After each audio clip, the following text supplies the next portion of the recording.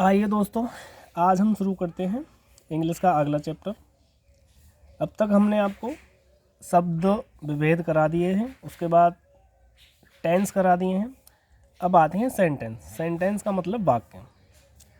Sentence क्या होता है कि शब्दों का एक ऐसा समूह जिसका भाव पूर्ण रूप से स्पष्ट हो। ऐसे ऐसे कॉम्बिनेशन को या ऐसे समूह को हम सेंटेंस या वाक्य कहते हैं। ठीक है। अच्छा, वैसे मुझे पार्ट्स ऑफ स्पीच के बाद सेंटेंस ही पढ़ाना चाहिए था, लेकिन कुछ लोगों ने कहा पहले टेंस करा दो, तो मैंने टेंस करा दी। कोई दिक्कत नहीं, अब सेंटेंस अब पढ़ लो। टेंस मेरे कंप्लीट हो चुके हैं, आप देख सकते हैं पिछली वाली वीडियो में जाके। तो ठीक है, अब हम सेंटेंस शुरू करते हैं। तो सेंटेंस की सबसे पहले परिभाषा, डेफिनेशन।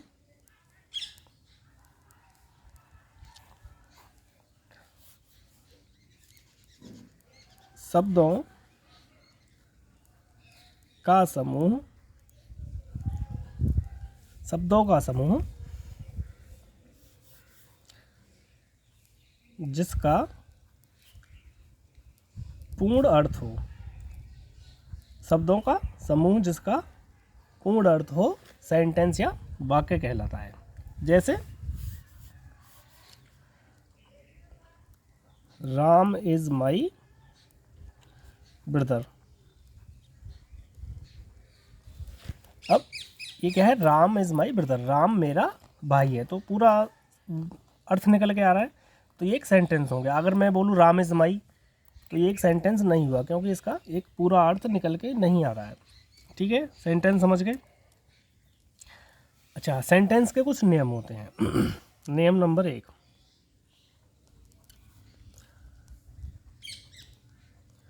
सेंटेंस का पहला अक्षर, जहाँ से हम सेंटेंस की शुरुआत करते हैं, पहला अक्षर कैपिटल लेटर में होता है। कैपिटल लेटर का मतलब बड़े वाले अक्षर। ठीक है, किसी भी सेंटेंस का पहला अक्षर हमेशा कैपिटल लेटर से बनाया जाता है। ठीक है, जैसे हमने यहाँ राम लिखा, तो राम का मतलब आर कैपिटल लेटर से लिखा गया। ठीक है, कुछ भी हो, राम तो वैसे भी हमारी प्रॉपर नाउन है, किसी का नाम है, नाम हमेशा कैपिटल लेटर से ही लिखे जाते हैं। लेकिन हम यहाँ कुछ भी होता ही होता तो भी एच हमारा कैपिटल लेटर से, बड़े अक्षर से बनता। ठीक है, ये हमारा सेंटेंस का पहला नियम। अच्छा, सेंटेंस का दूसरा नियम,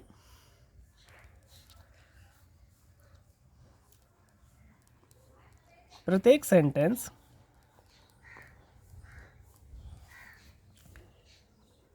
के अंत में full stop, full stop, full stop को हम किससे डिनोट करते हैं, बिंदी से।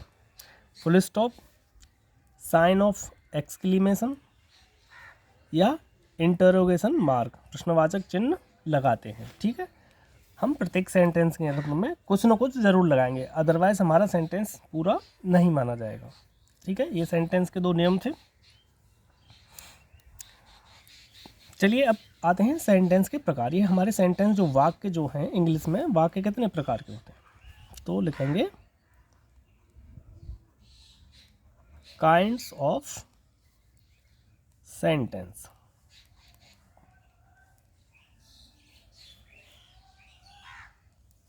काइंड्स ऑफ सेंटेंसेस, हिंदी में बोलेंगे इसको वाक्यों के प्रकार।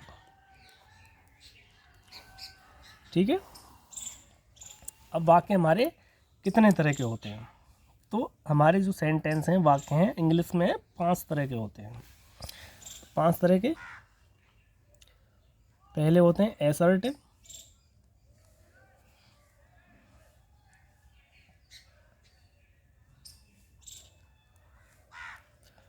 दूसरे होते हैं इंटेरोगेटिव,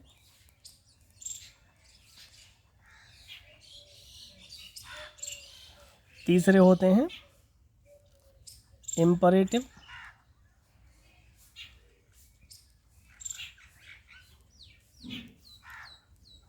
चौथे होते हैं एक्सक्लेमेटरी,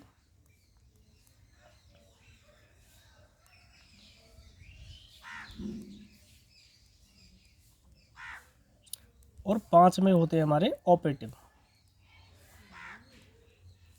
अब इन पांचों को हम डिटेल में पढ़ने वाले हैं। एसर्टिव और इंटरोगेटिव हम पढ़ चुके हैं टेंस के अंदर, बस वही है, थोड़ा सा रिपीट कर देता हूँ। तो एक एक करके हम डिटेल में पढ़ेंगे पांचों को। तो सबसे पहले एसर्टिव सेंटेंस।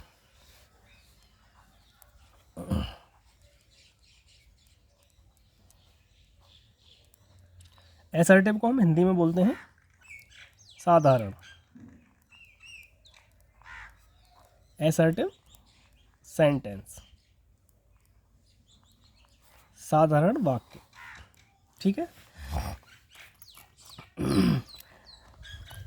साधारण वाक्य वो होता है जिसमें हमारा कोई साधारण स्टेटमेंट या साधारण कथन प्रस्तुत किया जाए, ठीक है, जिसमें साधारण कथन प्रस्तुत किया जाए।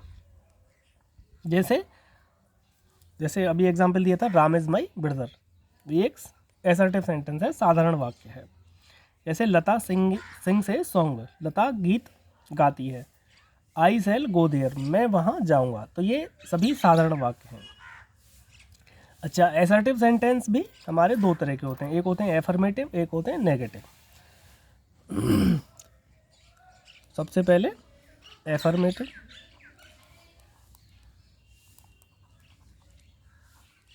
एफर्मेटिव सेंटेंस, एफर्मेटिव टेंस में पढ़ चुके हैं आप। इसको बोलते हैं हम स्वीकारात्मक वाक्य। स्वीकारात्मक वाक्य, एसर्टिव सेंटेंस। अच्छा, ये क्या होता है कि इसमें कुछ भी नकारात्मक नहीं होता, सब कुछ स्वीकारात्मक होता है। हमारे दो तरह के वाक्य हो गए, एक स्वीकारात्मक, एक हो गया नकारात्मक। तो स्वीकारात्मक में कोई भी नकारात्मक बात नहीं होगी, सब कुछ स्वीकारात्मक होगा। जैसे उदाहरण देता हूँ,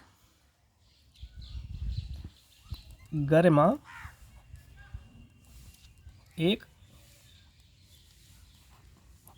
अच्छी लड़की है, ठीक है। इंग्लिश बनाएंगे इसकी, गरिमा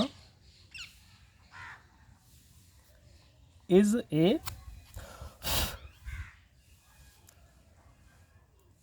good girl,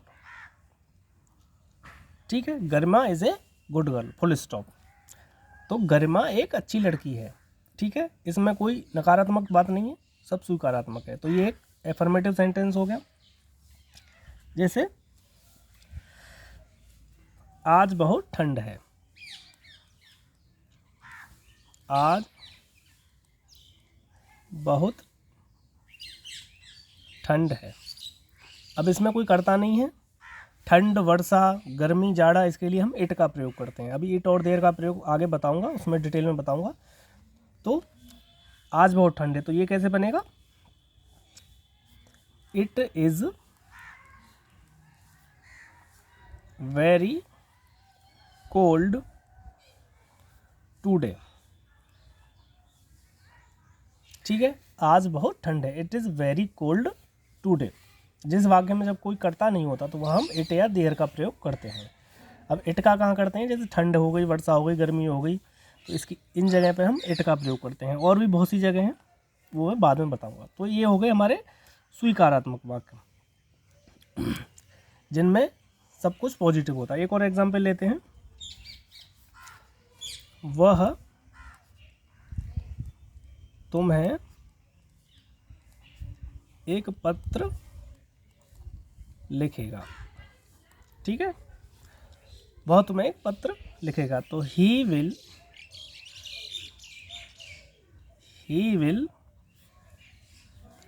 right a letter, ठीक है। He will write a letter, वह तुम्हें एक पत्र लिखेगा। समझ में आ गया। तो ये हो गए हमारे साधारण वाक्य, स्वीकारात्मक वाक्य या एफर्मेटिव, ये आते हैं हमारे साधारण वाक्यों के अंतर्गत। अब दूसरा नंबर आता है हमारा negative sentence.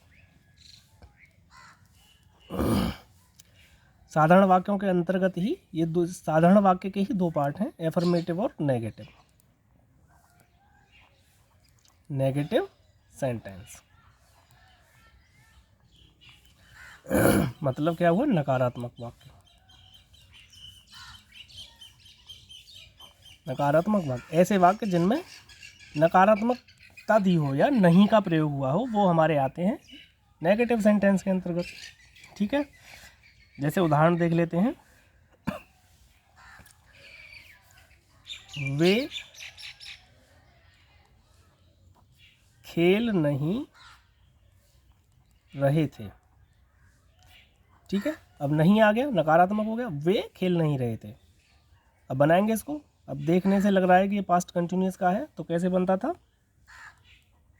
They were not playing.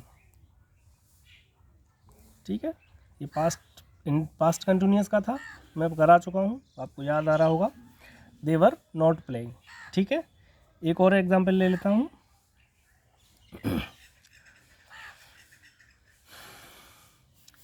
Shivani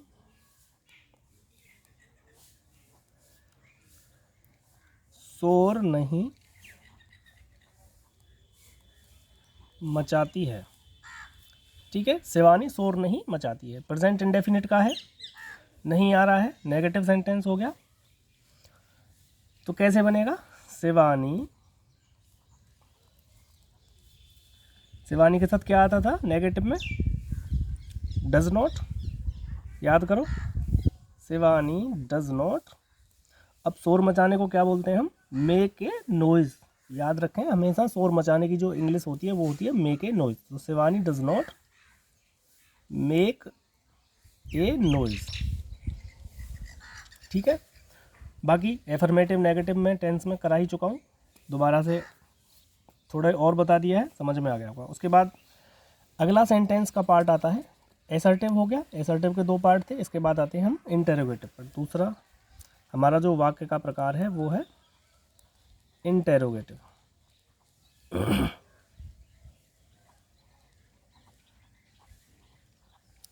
interrogative को बोलते हैं हम इंटेरोगेटिव सेंटेंस, इसको बोलते हैं प्रश्नवाचक वाक्य।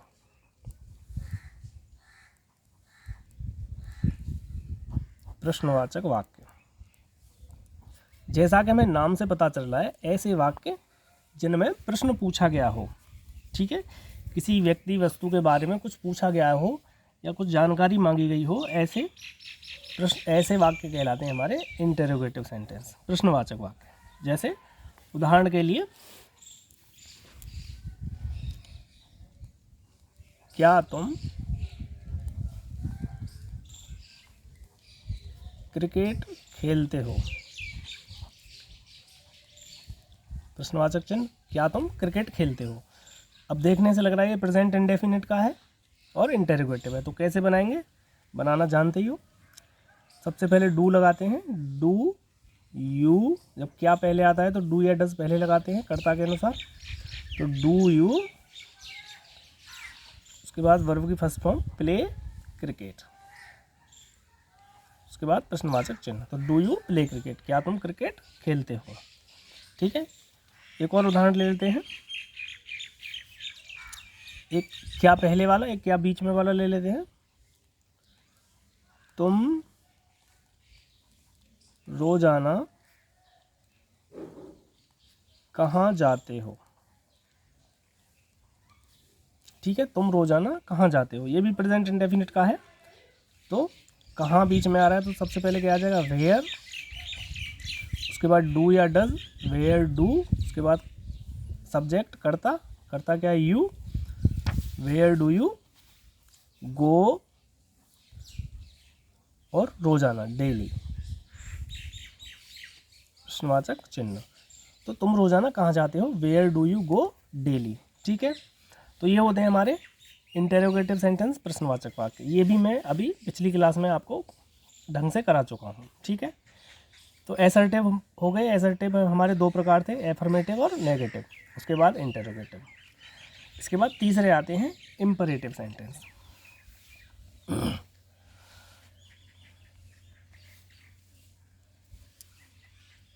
उसके बाद तीसरे आते हैं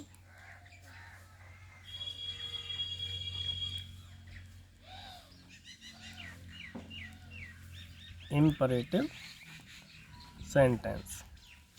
इसको क्या बोलते हैं हम? आदेशात्मक वाक्य।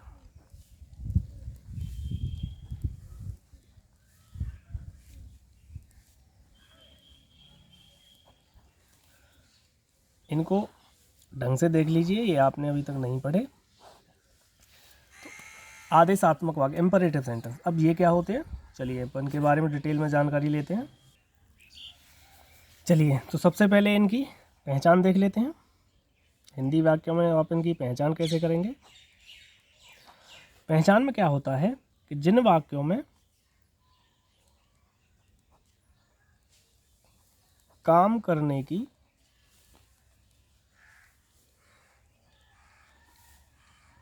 प्रार्थना, आज्ञा,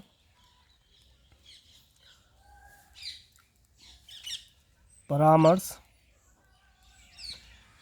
काम करने की प्रार्थना, आज्ञा, परामर्श, इच्छा, निषेध, निषेध का मतलब होता है मना करना, निषेध आदि प्रकट हो, इस तरह की चीज़ें जब प्रकट हों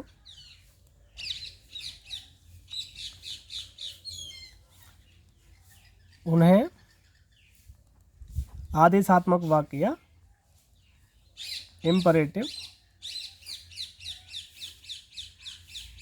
सेंटेंस कहते हैं। और इनमें सबसे बड़ी बात जो आपके काम की है, ऐसे वाक्यों में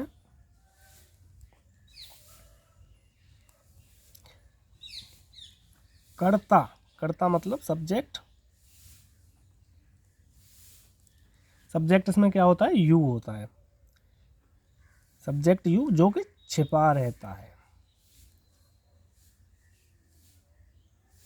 समझ में आया कि ऐसे वाक्य जिनमें काम करने की प्रार्थना, आज्ञा, परामर्श, इच्छा, निषेध, इस तरह की चीज़ें प्रकट हों उन्हें इम्परेटिव सेंटेंस कहते हैं। और ऐसे वाक्य में जो कर्ता होता है, जो सब्जेक्ट होता है हमारा यू, जो छिपा रहता है।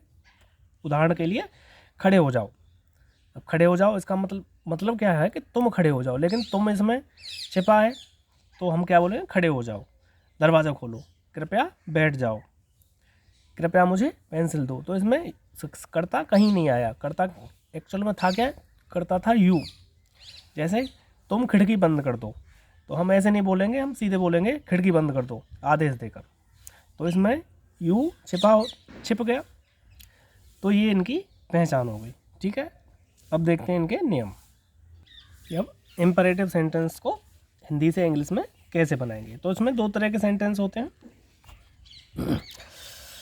चलो पहले तो वो बता देता हूँ कि वाक्य में, पहला नियम, वाक्य में कर्ता नहीं होता या कर्ता छिपा होता है,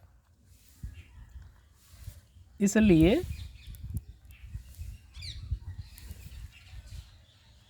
कर्ता या सब्जेक्ट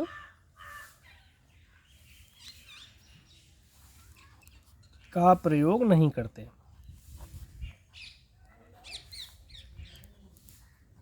ठीक है, इन वाक्यों में हम कर्ता या सब्जेक्ट का प्रयोग नहीं करते। जब भी हम हिंदी से इंग्लिश बनाएंगे तो ऐसे वाक्यों में हम कर्ता या सब्जेक्ट का प्रयोग नहीं करेंगे। ठीक है, समझ में आ गई। ठीक है, अब दूसरा नियम एफर्मेटिव। अब ये दो तरह के होते हैं, एफर्मेटिव और नेगेटिव। इनमें इंटेरोगेटिव नहीं होता। दूसरा नियम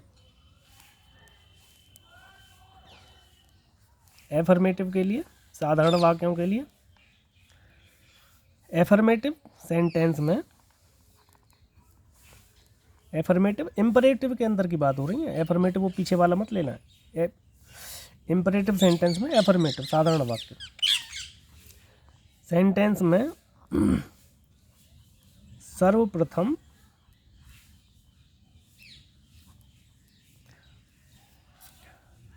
क्रिया की फर्स्ट फॉर्म, वर्ब की फर्स्ट फॉर्म,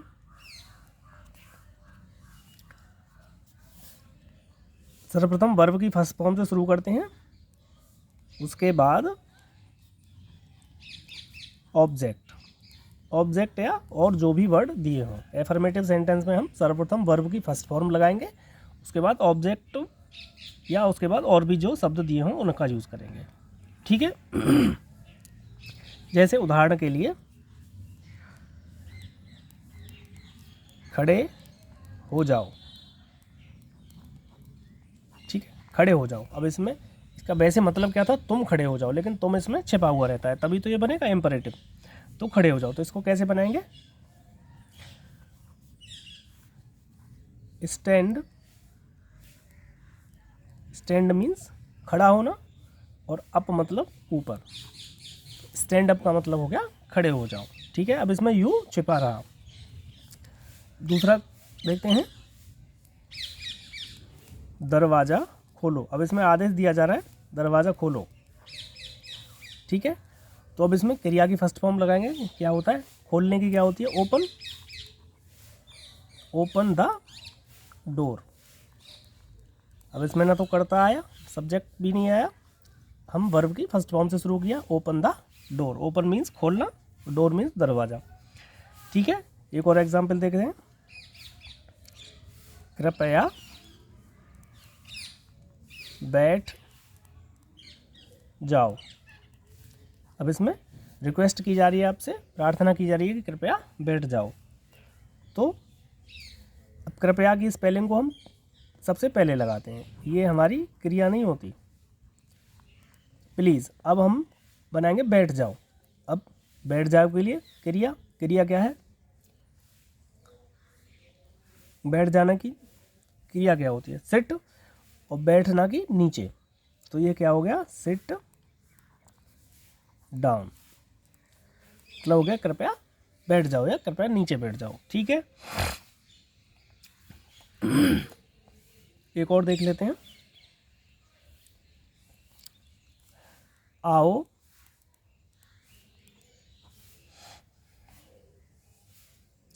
हाँ, एक चीज़ और रहेगी एफर्मेटिव सेंटेंस में, तीसरा नियम, ये समझ में आ गए असर्टिव। अब इसमें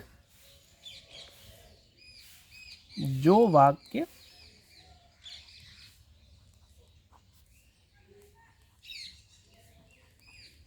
आओ से शुरू होते हैं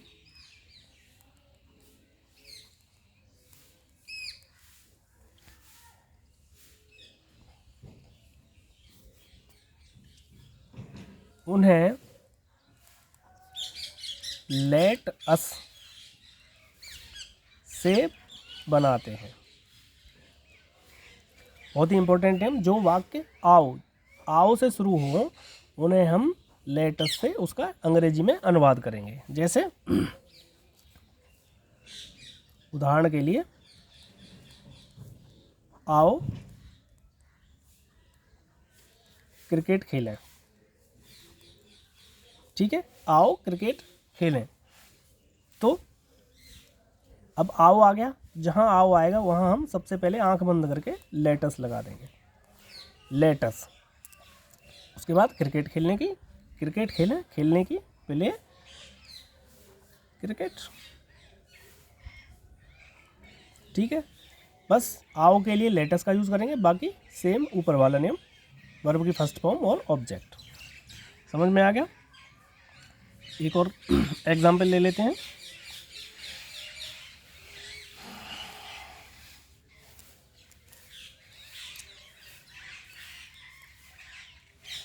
आओ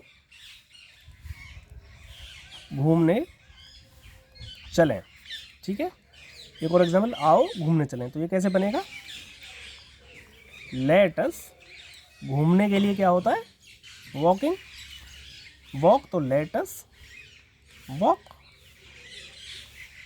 ठीक है, समझ में आ गया। तो जो वाक्य आओ से शुरू होते हैं उन्हें हम लेटर से शुरू करते हैं, बस इतना ही है। बाकी सारा नियम वैसे ही, वर्ब की फर्स्ट फॉर्म और उसके बाद ऑब्जेक्ट हो तो ऑब्जेक्ट, अदरवाइज नहीं हो तो नहीं।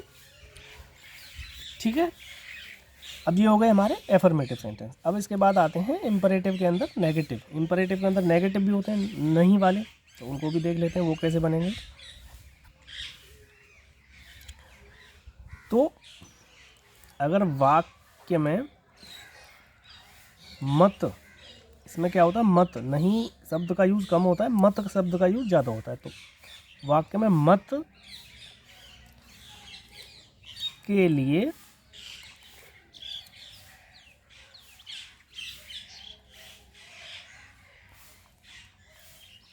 वाक्य को डू नॉट से शुरू करते हैं। बस अगर वाक्य में मत या नहीं आया हो, मोस्टली मत ही आता है, नहीं तो बहुत कम आता है, मत के लिए हम वाक्य में बस शुरुआत में डू नॉट लगा देंगे, फिर वही नियम, वर्ब की फर्स्ट फॉर्म और ऑब्जेक्ट। ठीक है। और यदि वाक्य में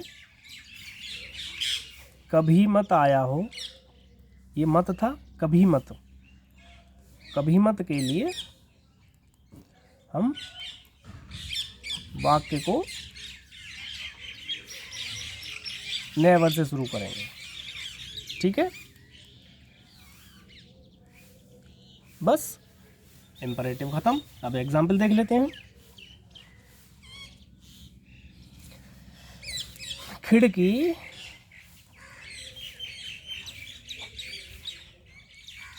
बंद मत करो। ठीक है, खिड़की बंद मत करो। अब मत आ गया, मतलब मत का मतलब नहीं हो गया, तो इसको कैसे बनाएंगे? डू नॉट का प्रयोग, डू नॉट से शुरू करेंगे बस, डू नॉट। अब वही नियम, क्रिया की फर्स्ट फॉर्म, खिड़की बंद करना। अब खिड़की बंद करने के लिए क्या होती है? शट। बंद करने के लिए क्या यूज़ करते हैं हम? Shut. Shut, SHUT। Do not shut the window. खिड़की का मतलब होता है विंडो। ठीक है, do not shut the window. समझ में आ गया? बस मत के लिए डू नॉट लगा दिया, बाकी ऐसे एज इट इज बना दिया। एक और एग्जांपल देखते हैं।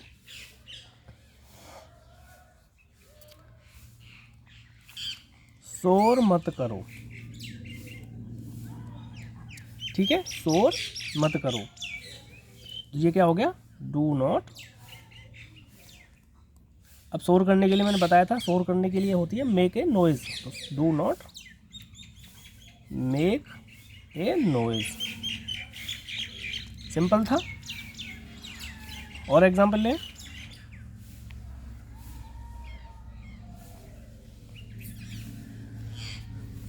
अधिक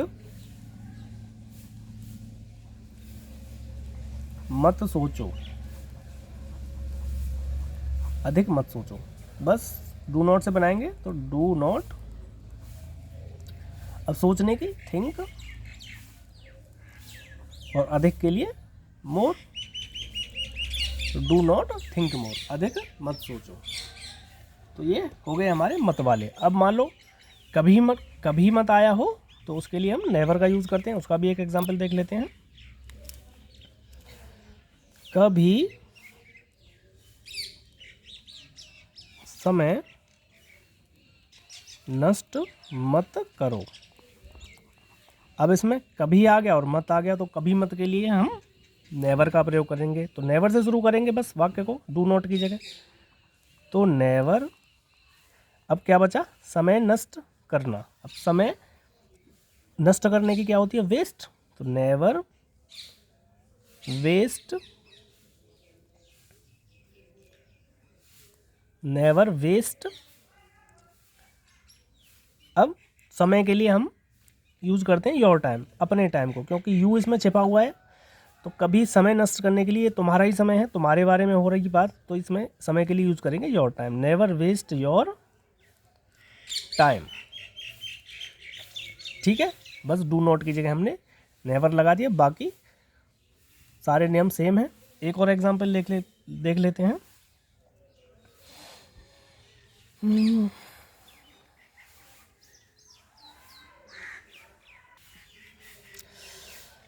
एक और एग्जांपल देख लेते हैं। कभी गाली मत दो। ठीक है, तो कभी आ गया, मत आ गया, कभी मत के लिए किससे शुरू करेंगे? नेवर। उसके बाद गाली देने। अब गाली देना के लिए क्या आता है?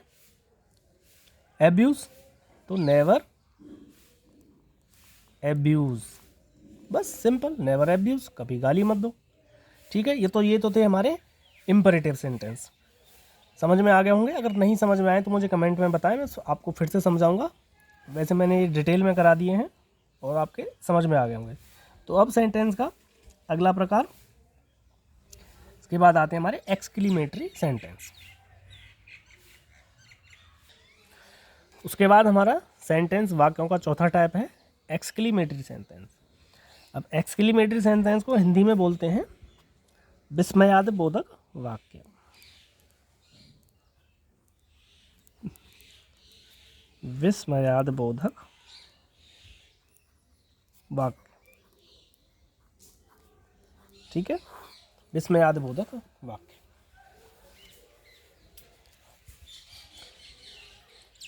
अब इनकी पहचान कैसे होती है?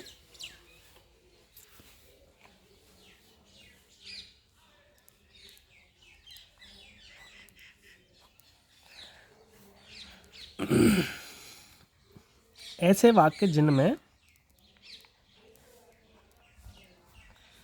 हर्ष, हर्ष मतलब खुशी, शोक, शोक मतलब दुख, आश्चर्य,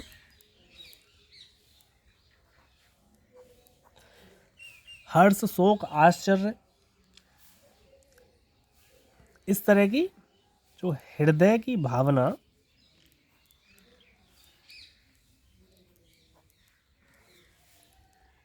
प्रकट होती हैं, ऐसे वाक्य हमारे कहलाते हैं विस्मयादिबोधक वाक्य। जैसे, हाँ कितना सुहावना मौसम है, वाह हम जीत गए। तो जहाँ खुशी, दुख, आश्चर्य और हृदय की जो भावना प्रकट करते हैं, ऐसे वाक्य हमारे आते हैं विस्मयादिबोधक वाक्यों में। ठीक है, अब देखते हैं इनको बनाने के नियम। अब आते हैं इसके बनाने के नियम। तो इसकी हिंदी से इंग्लिश कैसे बनाएंगे?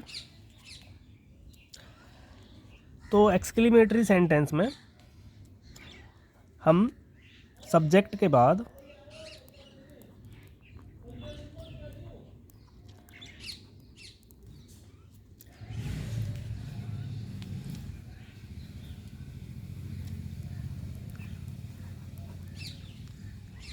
सब्जेक्ट के स्थान पर एडजेक्टिव या एडवर्ब, एडजेक्टिव या एडवर्ब का प्रयोग करते हैं।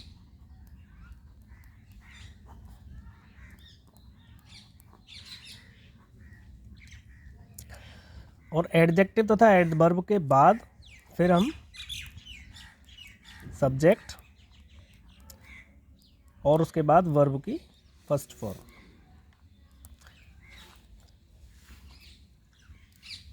जैसे एग्जाम्पल लेते हैं, मौसम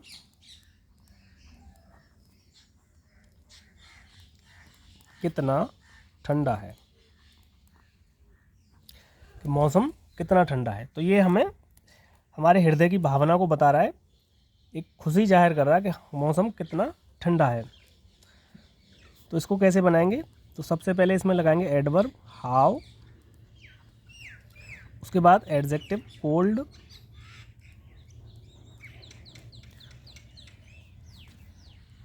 उसके बाद द वेदर मतलब मौसम इज। और इनके बाद हमेशा इन सेंटेंसों के बाद एक एक्सक्लेमेटरी साइन लगाना ज़रूरी होता है। ये साइन ही हमें बताता है कि ये हमारा सेंटेंस जो है विस्मयादिबोधक या एक्सक्लेमेटरी सेंटेंस है। ठीक है, एक और एग्जांपल लेते हैं।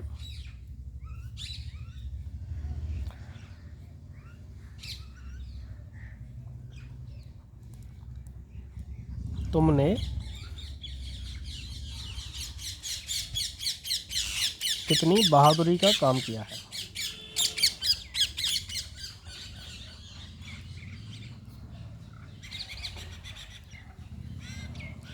तुमने कितनी बहादुरी का काम किया है। तो कैसे बनाएंगे? सबसे पहले एडजेक्टिव हाउ, उसके बाद एडवर्ब ब्रेवली,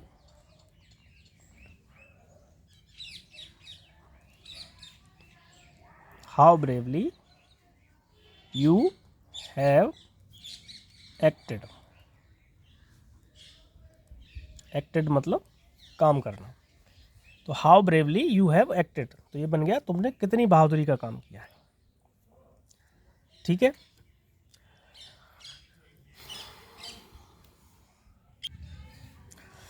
एक और एग्जाम्पल लेते हैं, जैसे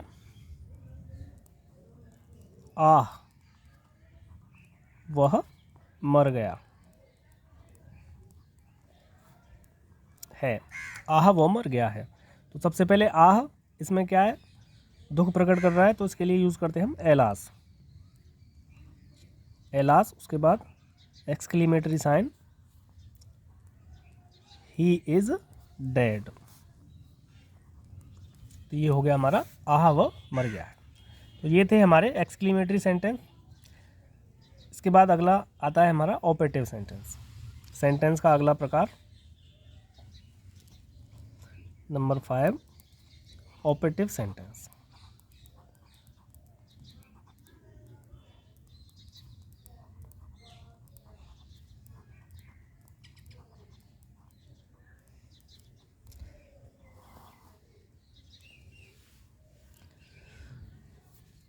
ऑपरेटिव सेंटेंस को कहते हैं हम हिंदी में इच्छा सूचक वाक्य।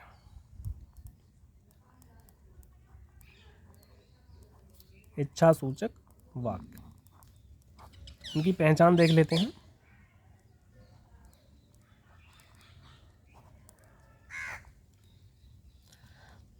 ऐसे वाक्य जिनमें आशीर्वाद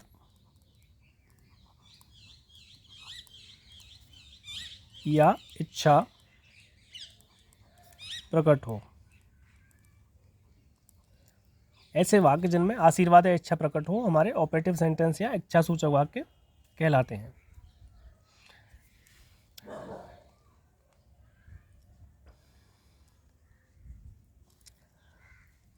अब इसको बनाने के नियम नंबर 1, अगर वाक्य में ईश्वर करे शब्द आए, ईश्वर करे, इसके लिए हम वाक्य में मे का प्रयोग करते हैं, MAY, और मे के बाद गॉड शब्द लगाते हैं। ठीक है, अगर वाक्य में ईश्वर करे आए तो उसके लिए हम मे गॉड का यूज़ करेंगे, और बाकी सभी वाक्यों में हम केवल गॉड का यूज़ करेंगे। या केवल इच्छा,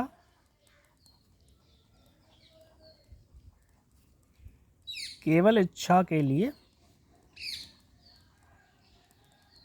आई विश का यूज़ करेंगे।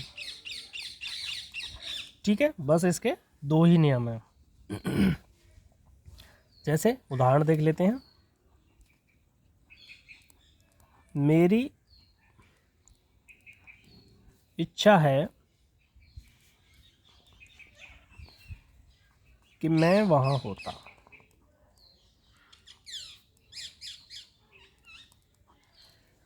अब इसमें इच्छा प्रकट हो रही है, मतलब ऑपरेटिव सेंटेंस है, इच्छा सूचक वाक्य है। अब इच्छा के लिए क्या मैंने बताया था अभी, आई विश का यूज़ करेंगे। तो आई विश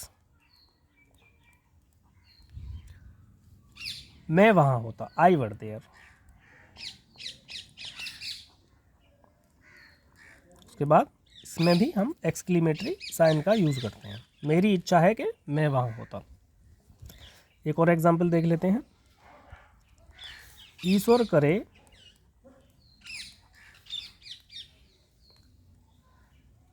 आप दीर्घायु हो या आपकी उम्र लंबी हो। इसको बनाएंगे। अब ईश्वर करे के लिए क्या यूज़ करते हैं, मे गॉड। ठीक है,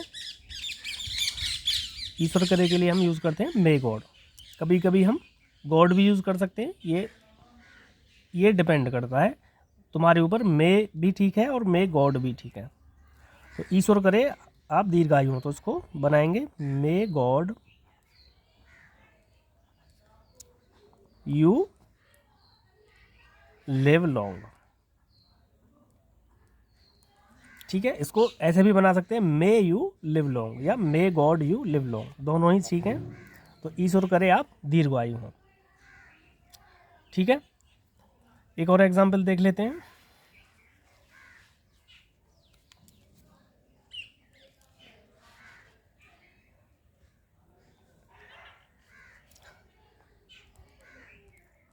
ईश्वर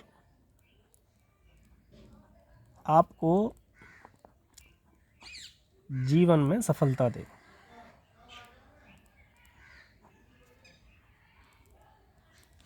ईश्वर आपको जीवन में सफलता दे। तो ईश्वर के लिए हम मे यूज़ कर सकते हैं या मे गॉड, कुछ भी यूज़ कर सकते हैं, दोनों में से भी। तो मे आपको जीवन में सफलता दे, तो मे यू सक्सेस सक्सेड की may you succeed second form लगाएंगे क्योंकि पास्ट में जा रही है बात। तो may you succeed in life या may God you succeed in life, दोनों ही ठीक है। तो ये थे हमारे ऑपरेटिव सेंटेंस। तो ये इंग्लिश में हमने सेंटेंस के काइंड्स बताए, सेंटेंस के प्रकार बताए। वाक्य कितने तरह के होते हैं? 5 तरह के। 5 तरह के वाक्य यहाँ समाप्त होते हैं।